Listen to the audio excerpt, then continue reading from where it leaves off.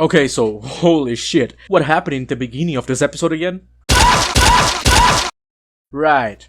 Lalo came back to the US, meanwhile Jimmy and Kim managed to con Howard, just like I predicted in my last review. And Lalo called Hector saying he would strike the lab tonight to make Mike take his men that were watching Kim away, so he could go to Jimmy and maybe get more information on Mike, that would lead him to lure Gus, and then Howard fucking dies. Great. I am not angry at all about that.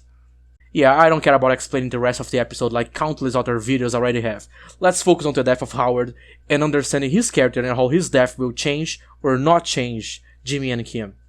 To put it simply, Howard is the most mature character in the show, hands down. He is what Jimmy wants to be but can't, a responsible adult, with a successful career that everyone respects. When Chuck died, Howard did the right thing, went to therapy, fought his depression and came back a better man. All the while, Jimmy refused to go to therapy to avoid confronting his emotions and trauma, running away from his problems by doubling down in his cons and irresponsibility. That's why he gets angry when he sees Howard getting better and, not only that, taking pity on him. Jimmy, I'm sorry you're in pain.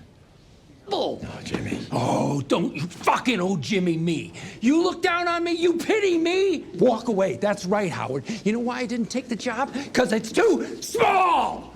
But even then, Jimmy is not nearly as deluded or, let's say it, fucked up as someone else. Kim. Throughout this entire season so far, he knew Howard didn't deserve what they were doing. Even in their last confrontation, he genuinely believes this bizarre excuse that, "It's fine, Howard, you'll get back on your feet." Burn me to the ground. Burn you to the ground. Howard, come on. You'll be fine. You always land on your feet. Jimmy went from feeling jealousy and resentment towards Howard to respecting him, even if only a bit. It's why he takes up his offer to fight in episode 5. Because Howard is not hiding in the shadows or running away from the problem, but actually confronting Jimmy directly. Jimmy can't help but respect that part of Howard, so he indulges him there.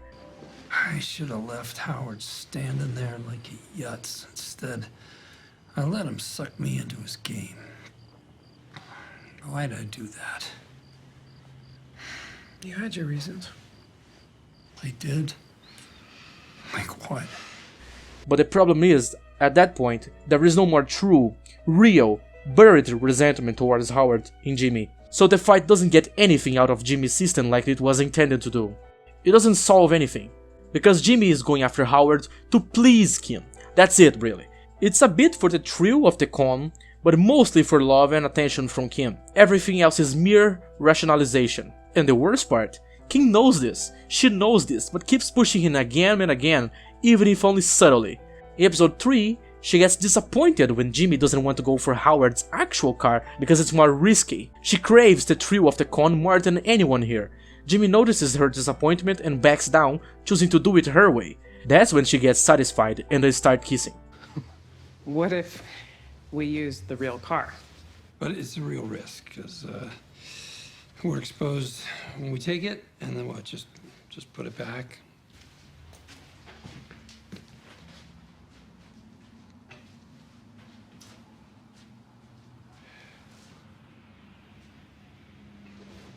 I got it.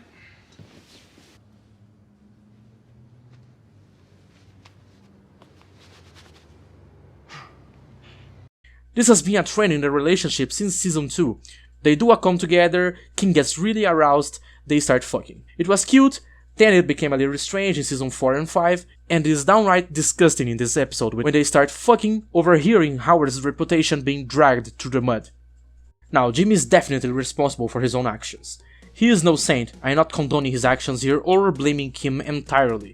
He could have said no, he could have stopped her, but all he manages to do is warn her sometimes that it's risky or that they should try another day, because he fears she will lose interest in him otherwise. But the difference in their motivations is key here. Jimmy is doing all this horrible stuff that ends in Howard's death for sympathetic reasons, love and acceptance. But Kim, why is she doing it? Because Howard is her father. Not literally, but he dared to think she's a perfect girl. A child who can't do anything wrong that is being manipulated and corrupted by Jimmy, when in reality it's the other way around. You and I both know. It makes no sense to drop a client like Mesa Verde. And I gotta think Jimmy had something to do with that. Do you have any idea how insulting that is? I make my own decisions, for my own reason. And for that, in her mind, he deserves everything they did and more. She's acting as if she was still in a rebellious teenager phase of her life. Her actions are all to prove a point. In their last conversation in this very episode, you can see that Jimmy actually indulges Howard, and even indirectly admits that yes, they have done everything Howard is accusing them of. Kim is even surprised by this, and when Howard tells that he fought depression and is having problems with his marriage, you can see surprise and guilt in Jimmy's face. Now Kim, she doesn't care what he's saying at all. She doesn't try to talk to him. The only comments she makes in this entire conversation are when she gets angry at Howard for accusing her. You were born that way. But you, one of the smartest and most promising human beings I've ever known. And this is the life you choose. All right, you're too tight to drive. I'm calling you. Oh, good. Phony compassion. No, very, very believable, but I'm far from done. Oh, no. You are done, Howard. Sorry, but you need to stop this now and you need to go home. Ironic, because she got angry in the last season thanks to Howard not holding her responsible for her own decisions.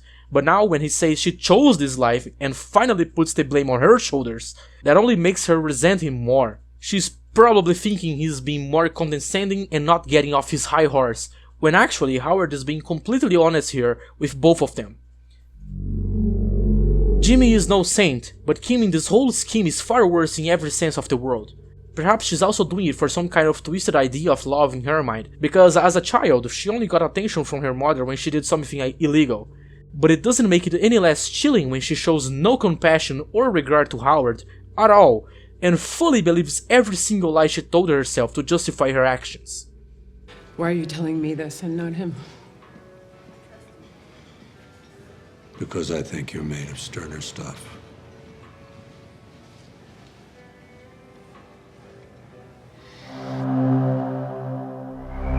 Mike was right, but that wasn't a compliment.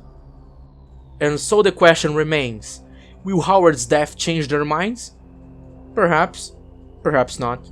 We already saw how Jimmy dealt with death before with Chuck. At the first opportunity he got, he blamed Howard and continued to live as if everything was fine and he did no wrong at all. What's to say he doesn't do the same here again, and this time it will be too much for Kim to stay with him and go through that process again. Maybe he will even blame her, since she didn't tell him that Lalo was alive. If he knew that, he would have been too scared to continue with the plan, which would probably have saved Howard's life. Maybe Kim will simply feel too guilty and finally do some self-reflecting and separate from Jimmy. Maybe she will be too scared and call the vacuum cleaner to disappear.